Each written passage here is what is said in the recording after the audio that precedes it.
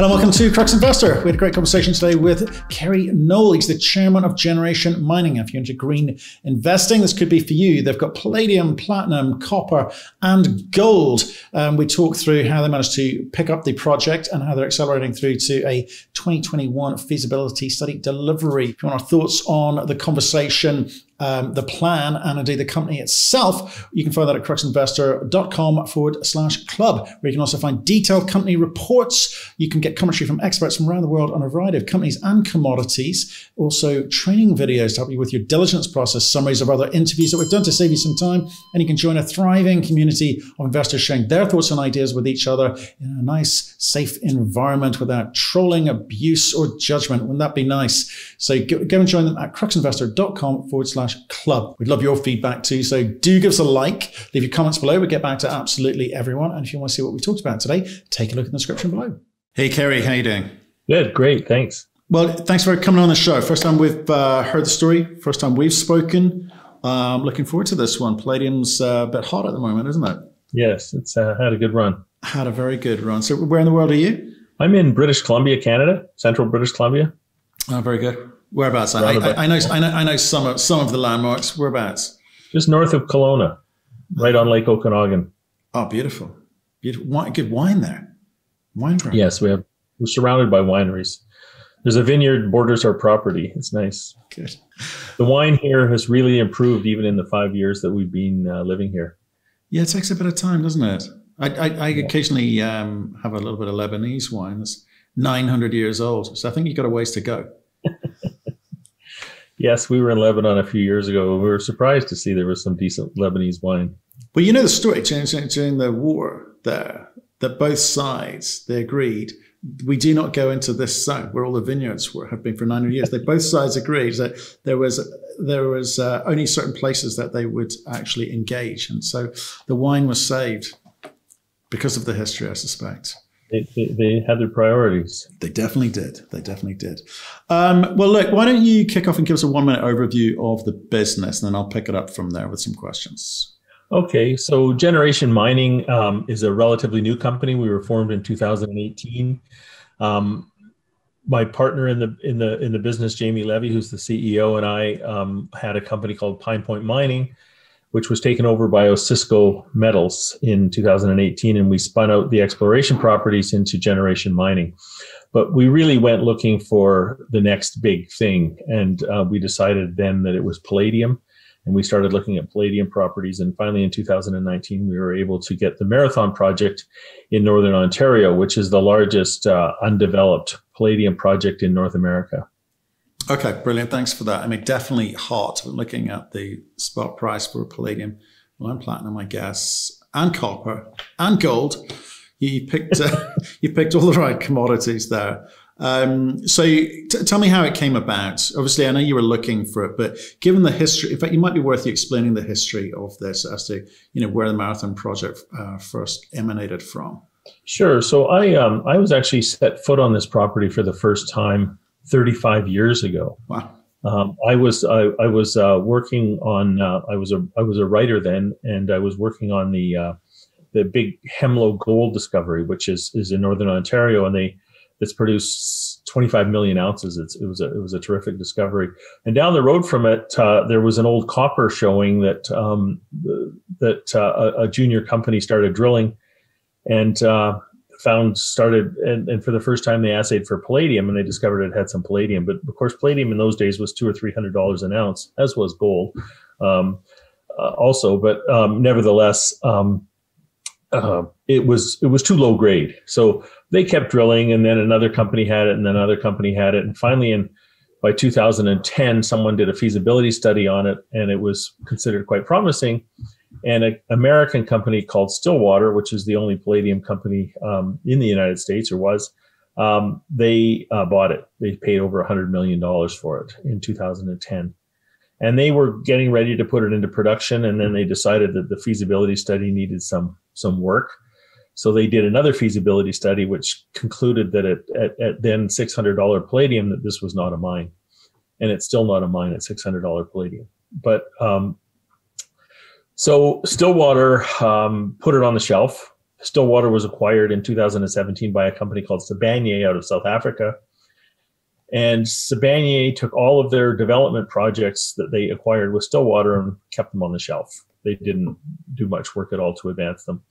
And so we knocked on their door in late 2018 and said, look, this we think the palladium price is set to rise. And we had our reasons for that. And they agreed with us. They, in their history, Sibanye had never built a mine. So they weren't looking at building this anytime soon. And they sold it to us. They sold it to 80%. Well, a 51% interest initially. And then we've now earned up to 80%. Okay. And it's interesting, actually, some pretty big names. I mean, Stillwater, weren't too shabby, and Sibanye, pretty big company, and they've got a big track record in palladium generally. So I guess this interested them. What I can't understand is why they didn't move it forward. Did it just not move the needle for them? I think there was a variety of reasons. At the time, number one, it probably didn't move the needle for them. There are over 3 million ounces of precious metals a year they produce now. They're the largest platinum company in the world. They are, or arguably, they're the first or second anyways, and they're one of the largest palladium companies. They are the largest rhodium company in the world. So at the feasibility study level that had been done previously, this was looking around a 200,000 ounce producer. So for them to go into a country where they're not mining, I mean, I this is my speculation. I can't speak for their decision making. But for them to go into a new country, build a mine, they would have to do probably another feasibility study. Then they would have to permit it. Then they would have to build it. At the time when they were a little tight for money, I know they did a financing in the middle of our negotiations for $120 million, I think. And then, of course, things changed for them. The metal prices went way up, and they're in a lot better shape than they were then. But I assume that it A, didn't move the needle for them, and B, they've announced over the years that they want to grow by acquisition. They want to buy producing mines. Their president has said even recently that he's looking for a $3, $4, $5 billion acquisition. So again, this is small for them. Yeah, it is. That's kind of interesting to me. So you're suggesting that they probably won't take up the option of the additional 31%, which is on the table at the moment. Okay, yeah, let me explain that. So once we do a feasibility study and announce a production decision, they have the right for 90 days to buy 31% back. And to buy that, they have to put up 31% of the capex, which is a significant amount of money. From our PEA numbers, that's about $130 million. But if you look at the size we're looking at building the mine in the feasibility study, it's significantly larger, and therefore we're talking about probably around $200 million for them to buy back 31%. Well, our market cap is $110 million, and we own 80%. So it would make a lot more sense if they were deciding to build this to buy us.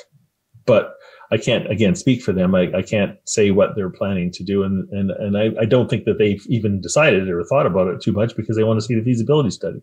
But I guess what I'm trying to do is discount that as an option in my head, discount it as an option of something which may happen down the line, right? Because you said they want to buy producers. That's what the chairman said. That's what they've said. Right. And number one. And number two, if they want to do this, I suspect they're either going to walk away from it because it's not big enough for them, number one, or number two, I think the other option would be for them to buy us. But I cannot speak for them. So until we see what they do, but they're going to have to make that decision sometime this spring. Right. So why'd you say that? Is that conditional? Well, they have 90 days after we make a production decision. Got it. We're going to make that decision shortly after the feasibility study is released, and that's about 5 weeks from now. Okay. Well, okay. That's new news for me. So 5-6 weeks from now, feasibility comes out. You'll be making some kind of decision. Okay. So do you have the option to buy them back out? No. Why? We have a right of first offer, but it's no, we don't have the right to just buy them out. So they may opt to participate with their 20%. But that doesn't seem to fit the pattern of what's been stated, as you said. No. Right. No. Okay, interesting. So at some point there may be a conversation. Maybe. You can't speak for them.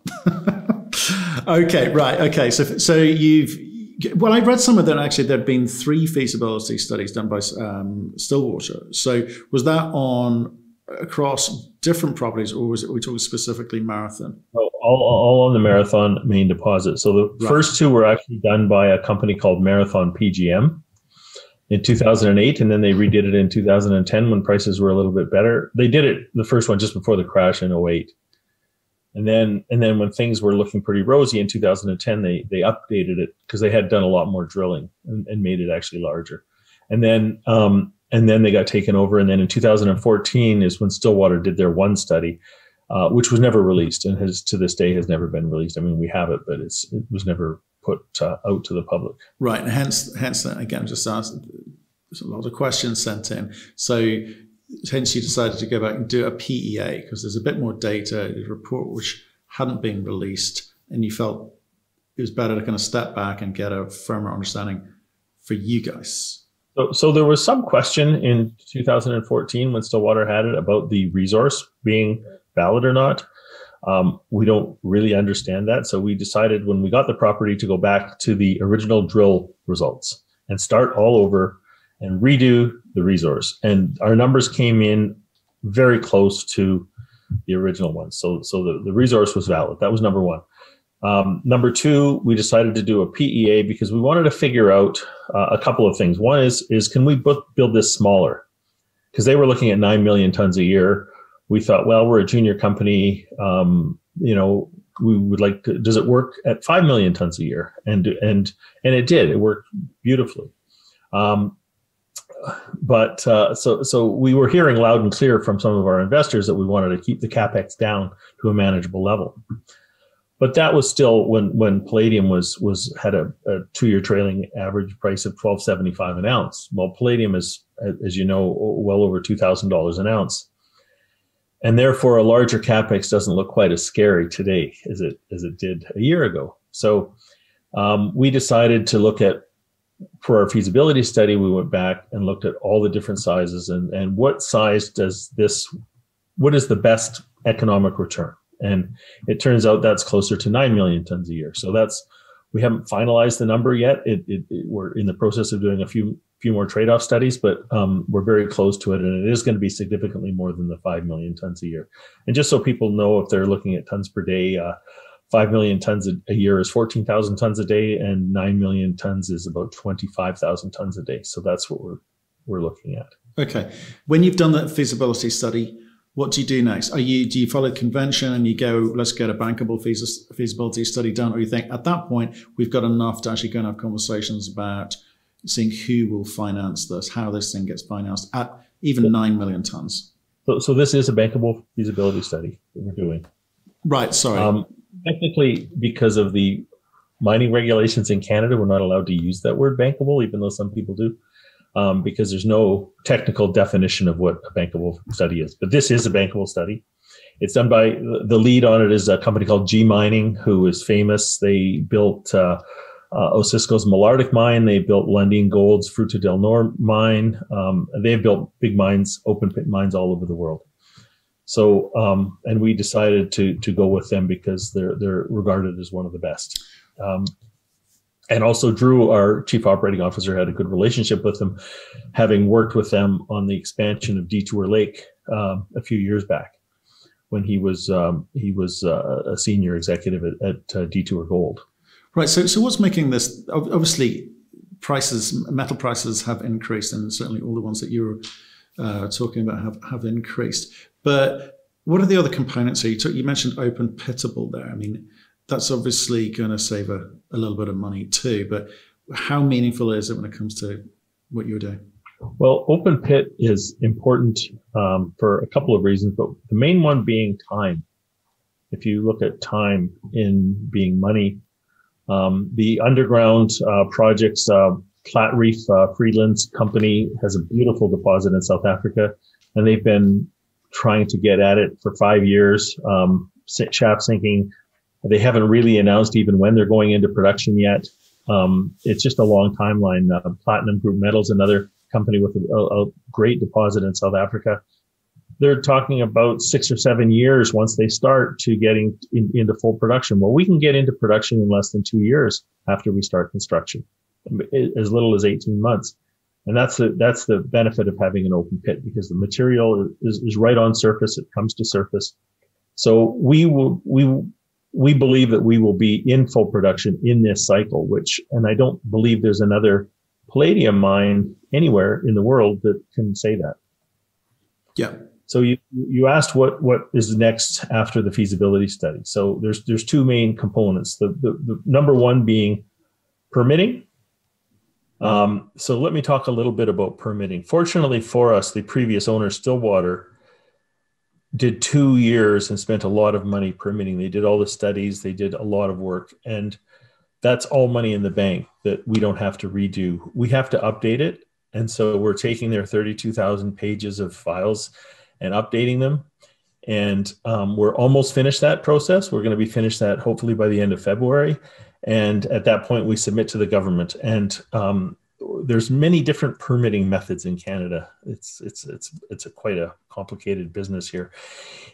We're in something called a joint panel review, which is a review of an independent panel appointed by the federal government and the provincial government, called joint panel review. And they have 271 days to review this document once we get it.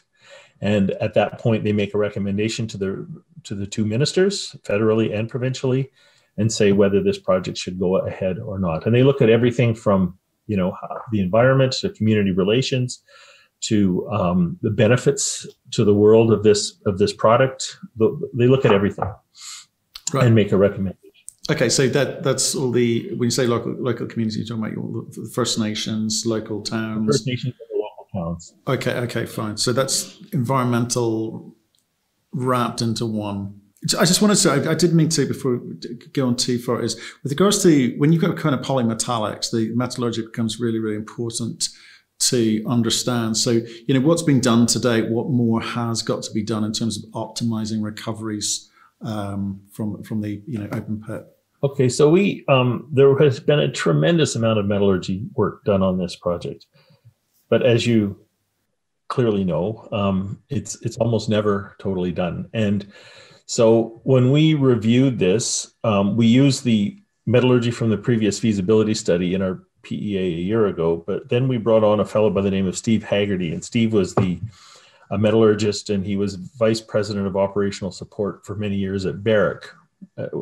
So, worldwide experience and a terrific metallurgist. And he reviewed everything, and he thought, this metallurgy that you have in there is going to be a really difficult mill to operate, because they're grinding the material so fine, it's gonna cause some problems. So is there a way around this? Is there anything else we can do? So we looked at all sorts of things. Steve came back with two big recommendations right from the get-go. One was that we look at the reagent selection.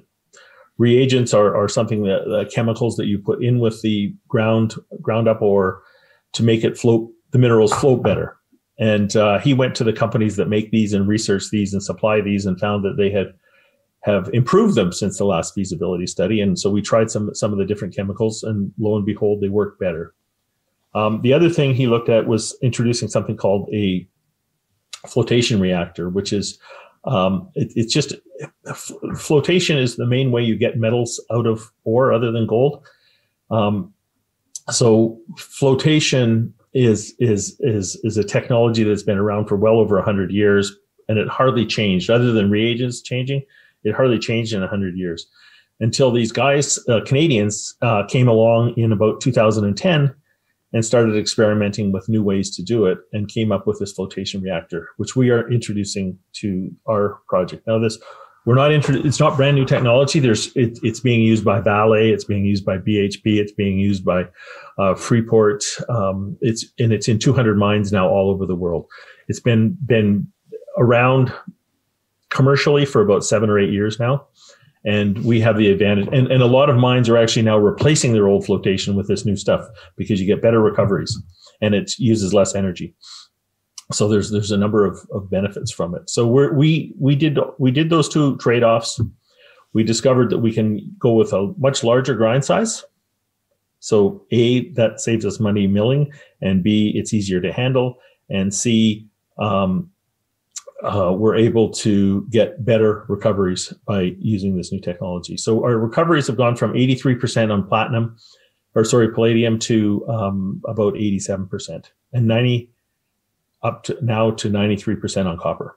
Right. So because you guys have to optimize it for whichever commodity is going to give you the biggest return. So you've got choices to make there. Obviously, the focus right now, palladium totally makes sense. Copper makes sense because you've got a lot of it. Because the gold component is relatively insignificant, right, as a byproduct, and to a degree, so is platinum. So you've got to. There's a process of working out the economics, and as the market changes, are you able to adapt and change, or is once the flow sheet's been agreed, that's how it works? No, that's going to be how it works. But the thing is originally they were looking at this as a copper project with a palladium credit. We're looking at it as a palladium project with a copper credit, and as well as the other metals. So no, the flow sheet won't change, but what will change, and what's interesting is the way that we've scheduled the mine. The southern part of the main deposit, which is called the W Horizon, has got higher grade palladium and lower grade copper. So we think that the price of the metal, palladium, is going to be strong for several years. But at some point, as electric cars get more popular, it will start to fade. But then you're going to need a lot more copper. So we're focusing on starting with the high-grade palladium, and through the mine life, going to the high-grade copper at the end of the mine life. That's what I was getting to, because you got to adapt to the market, right? Yes. Not every ore body lets you do that, but this one does. Interesting. Are there any other kind of little other things that you've been looking at just in terms of optimizing what you've got? Because it's quite a big land package, right? You've kind of got various sites that you could tackle in any particular order you want. Well, we have 3 deposits, known deposits on the property, and we're only focusing on one of them right now because the other 2 are smaller and had no permitting work. So had we wanted to include those in the feasibility study, it would have been delayed at probably a year to 2 years. So we decided not to do that because we've got a pretty good mine life with the main deposit.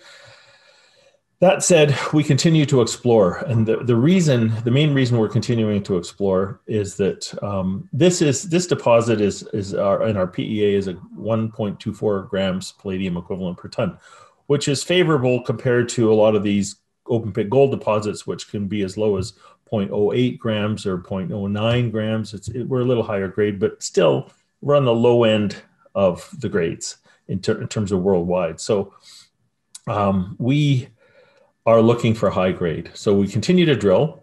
We will, if we can get a drill this summer or this winter, we're going to be drilling, and we're certainly going to be drilling some more this summer.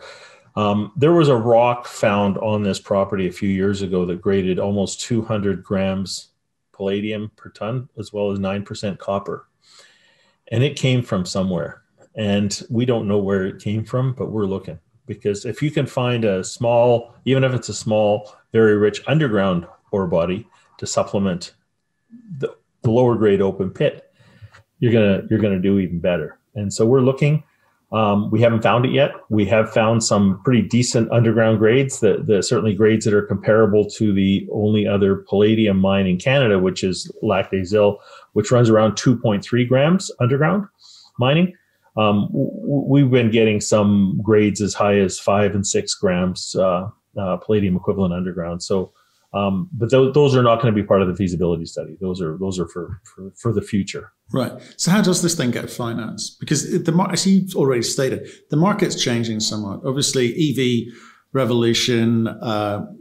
It's driving at the commodities for battery. The lithiums, the coppers, the nickels of this world. But there's also a thematic for cleaner, greener investing generally. So are you finding people are coming to you?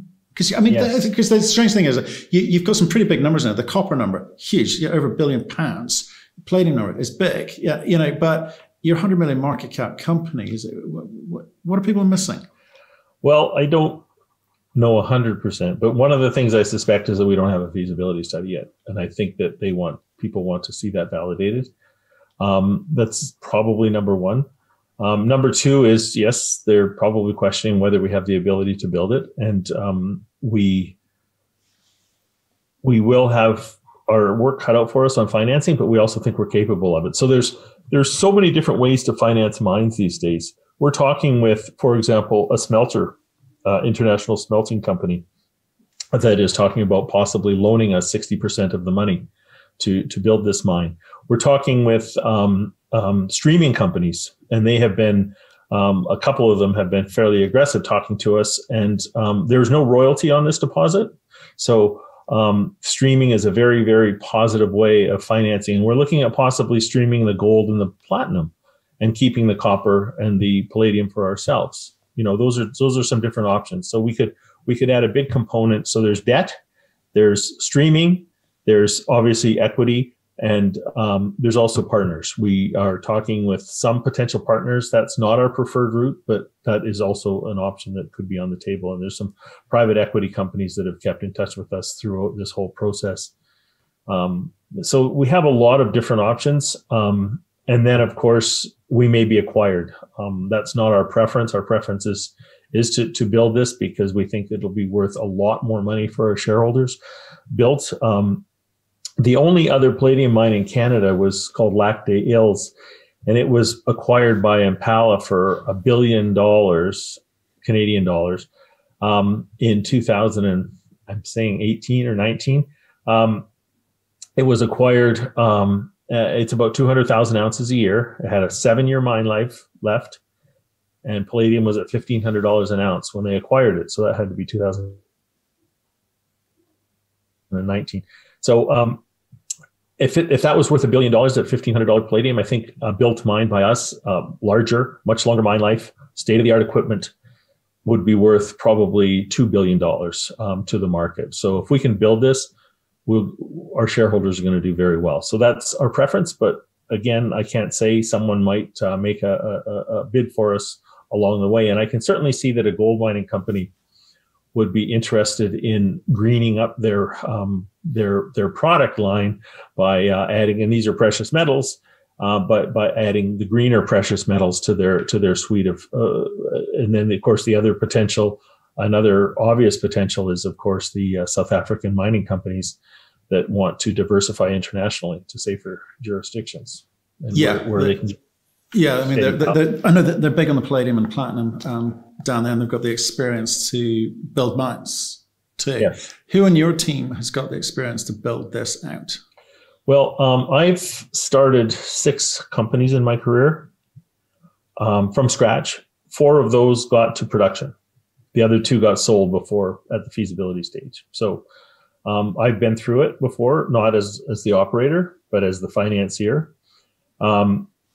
Drew Anwell, our chief operating officer. So he was one of the key guys when they built the Detour Gold Mine in Ontario. Previous to that, he was the mine manager at Porgera for Barrick in Papua New Guinea. And previous to that, he was at a company called Placer Dome, which was acquired by Barrick.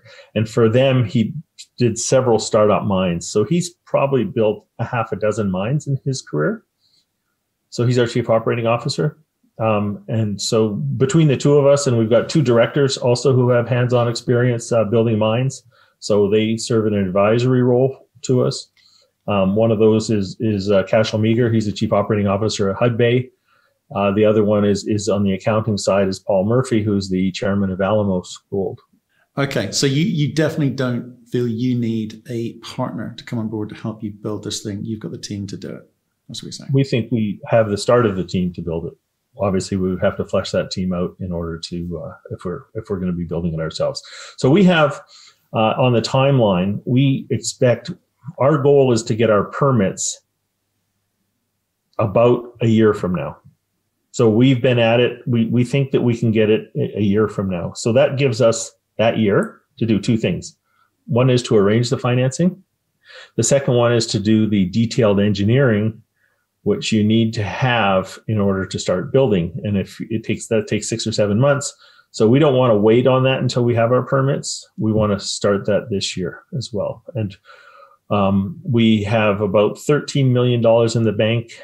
So we will need a little bit more to build it, although we have about $4 million in warrants coming that are well in the money coming up in July. So we're very close to having enough money. We think we need to get all the way through to permitting and final engineering. We need about $20 million. So we're very close to that now with the warrants that'll be coming in, and we would have to do another small financing. We may do a larger financing, but not right now. We're going to wait and see what the fallout from the feasibility study is, because we think it's going to be very positive. Okay. I mean, again, I'm just trying to come back to what are people missing? At 100 million market cap, do they think that you are overstating the time frame here? Because you've been at this since late 2018. I mean, it's unusual to get a feasibility study done in 2 years. I mean, or 3 years. Wow. We only acquired this project. We only got possession in July of 19. So we only had it for 18 months. Yes. Okay. It turns the heat up on that question even more. So do you think people are thinking, well, there's no way they can, in 18 months plus 1 year, deliver a feasibility, definitive feasibility study? We'll show them that we are, and we're using some of the best firms on in the business. Between G Mining, Asenco is doing our plant for us. They're well known. Knight Piecehold is doing all of our tailings, and those are the big three areas: the mine, the mill, and the tailings. And we've got some of the top firms in the world doing them for us. So, and they're not cutting any corners. And our instructions to them was, we want to know how much this is going to cost. We don't want like a best case scenario here. We want to know what the real cost is going to be.